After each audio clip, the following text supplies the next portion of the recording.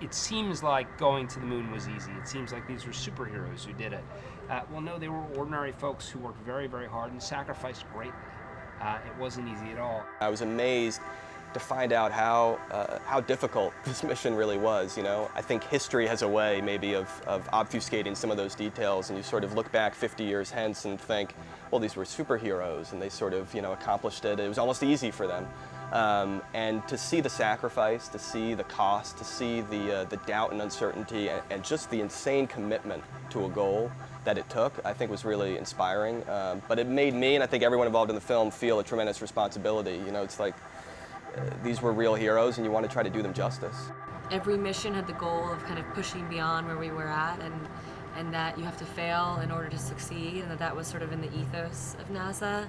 We started with shooting just interactions between the family, and then we went on to the X-15 and then to the Gemini 8, and then we ended with the Apollo 11 and the moon landing. So it just was constantly escalating. This is a completely fresh look at Armstrong. He's in all the history books, but not really well known. I mean, Yeah. He's known as this shadowy figure coming down the ladder and saying these famous words, but really in terms of his personal story and even a lot of things about his career, you know, from everything from naval aviation to his test pilot years, and then what happened to him afterwards, not really terribly well known. Coming here and going to Houston and everything really gave me a look into like how the people think and what the programs sort of filter on, you know, problem solving, life goal achievement, that sort of thing is.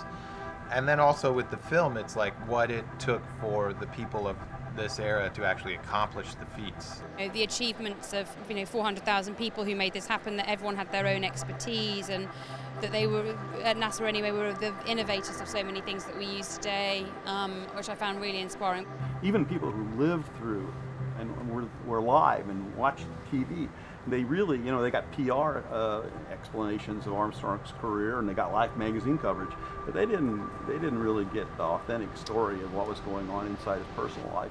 We were lucky enough to shoot here for a little bit. We were lucky enough to get to go to Houston a bunch and research there.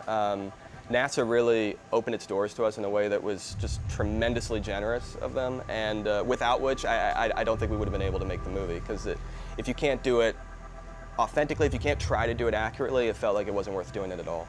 It was so personally enriching, this experience, to get to go to NASA, to meet the people that work there. I just thought, someone said at one point at NASA that it's not who you know here, it's what you know. That's how your value is determined. And I really felt that way when I was there. There's a perspective, I imagine, that comes from working in space that is a really valuable perspective, and I felt personally enriched to have been able to experience that a little bit.